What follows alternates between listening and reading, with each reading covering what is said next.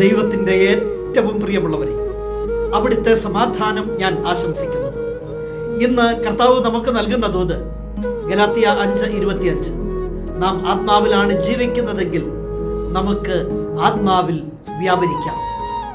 അങ്ങനെ ഒരു ജീവിത രീതിയുണ്ട്. അങ്ങനെ ജീവിക്കുന്ന ഒരുപാട് മനുഷ്യരുണ്ട്.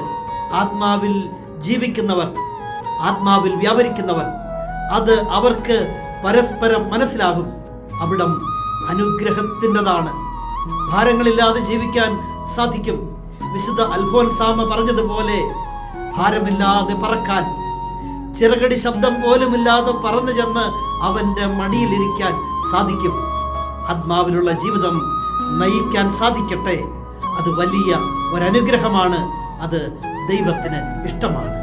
കരുണാമയനായ ദൈവം നമ്മെ എല്ലാവരെയും സമൃദ്ധിയായി അനുഗ്രഹിക്കട്ടെ.